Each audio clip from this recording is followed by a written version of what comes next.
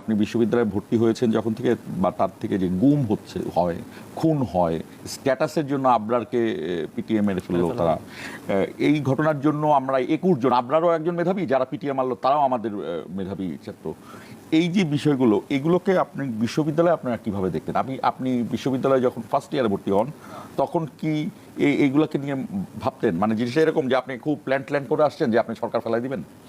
বিশ্ববিদ্যালয়ে যখন আসি তখন পর্যন্ত আমি কোনো রাজনীতির সাথে কোনোভাবে জড়িত ছিলাম না। স্কুল কলেজ অনেক সময় অনেক জায়গা থেকে ভ্যাট আন্দোলনটা হয়েছে যখন আমি কলেজে ছিলাম, বাট তখনও ভ্যাট আন্দোলনে যাবো কি যাবো না বা ওইরকম একটা ব্যাপার ছিল, এনভায়রনমেন্ট ছিল। কিন্তু বিশ্ববিদ্যালয়ে আসার পরে আমরা তো বিশ্ববিদ্যালয়কে দেখতাম যখন কলেজ স্টুডেন্ট ছিলাম যে প্রাচ্যের অক্সফোর্ড, এটা খুব সুন্দর একটা সর্বনাম যেটা ঢাকা বিশ্ববিদ্যালয়ের ব্যাপারে ব্যবহৃত হয়। কিন্তু এসে আমি দেখলাম যে সম্পূর্ণ ভিন্ন চিত্র। এটা খুবই অমানবিক একটা জায়গা, এবং যারা হলে থাকতেছে তারা খুবই অমানবিকভাবে জীবনযাপন করছে। তারা যে দেশের সর্বোচ্চ বিদ্যাপীঠে পড়াশোনা করছে, এটা আপনি হলের ভিতরে ঢুকলে বুঝতে পারবেন না। এখন তো মোটামুটি ডেভেলপমেন্ট হয়েছে আগের থেকে, কিন্তু তখন যে ভয়ানক একটা পরিবেশ ছিল, আমি হলে ছিলাম কিছুদিন, তখন দেখতাম যে যারাই কথা শুনতো না তাদেরকে রাতে ঘুমোতে পর্যন্ত দেওয়া হতো না, হল থেকে বের করে দেওয়া হতো, সারা রাত ঘুরে সকালে আবার ক্লাস। তো অনেকবার এরকম হয়েছে যে আমি এবং আমার কয়েকজন ফ্রেন্ড আমরা একটু কথা শুনতাম না আর কি সিনিয়রদের, যারা র্যাগিংটা করতো এবং গেস্ট রুমটা নিত। তো অনেক সময় হলের বাইরে কাটাতে হয়েছে। মাত্র 2-3 মাস ছিলাম আমি হলে, বেশি দিন থাকতে পারি নাই। এবং আমরা পরে ফ্রেন্ডদের সাথে অন্য হলের, আমার মনে আছে জোরলোক হলের মসজিদে আমি রাত কাটিয়েছি, মসজিদে ঘুমিয়েছি অন্য ফ্রেন্ডদের সাথে গিয়ে, ছারপোকার কামড়, এবং আপনারা জানেন কী অবস্থা ছিল। তো এই জায়গাটা থেকে প্রথম উপলব্ধিটা হয় যে আসলে শুধুমাত্র এখানে কোনো মতে টিকে থেকে একটা ডিগ্রি নিয়ে যাওয়াটাই জীবনের উদ্দেশ্য হওয়া উচিত না। এবং 18 সালে যখন আমি বিশ্ববিদ্যালয়ে ভর্তি হই তখন কোটা সংস্কার আন্দোলনটা প্রথম ধাপে হয়। প্রথম ধাপে না, এর আগেও কয়েকবার হয়েছিল। তখন নুরুল হক নূর, রাশেদ খান, হাসানুল মামুন তারা শুরু করেন, তারা নেতৃত্বে ছিলেন।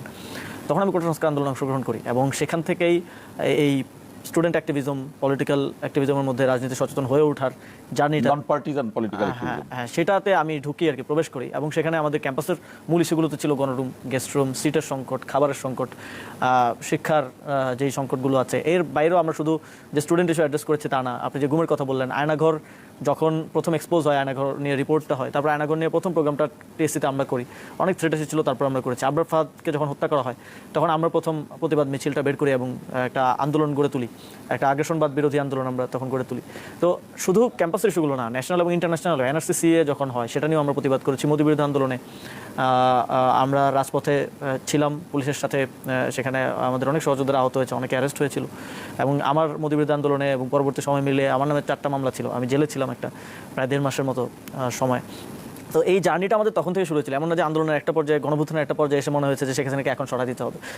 যখন যে কোনো আন্দোলনেই আমরা খুঁজতাম যে যদি কোনো সম্ভাবনা বা সুযোগ তৈরি হয় এই আন্দোলনে, এবং আমরা যদি মানুষের ওই রকম ট্র্যাকশনটা পাই, তাহলে আমরা অবশ্যই সরকার বিরোধী আন্দোলনের দিকে যাবো। এবং এটা কিন্তু আমাদের এই কোটা সংস্কারের জন্য যে আন্দোলন 24-এ, সেখানে দুইটা অংশ। একটা অংশ এটাও ছিল যে আমরা এই দাবি থেকে সরবো না, আমরা এটা সরকার। কিন্তু প্রথম দিন থেকে আমার মাথায় যেটা ছিল, আমরা তখন আমাদের 5-6 বছর হয়ে গেছে সরকার বিরোধী বিভিন্ন অ্যাক্টিভিজমের মধ্য দিয়ে, আমাদের মাথায় একটা অংশের মাথায় সবসময় সচেতনভাবে এটা ছিল যে আমরা সুযোগ পেলে এই আন্দোলনটা। আপনার তো কনভেনশনাল রাজনৈতিক দল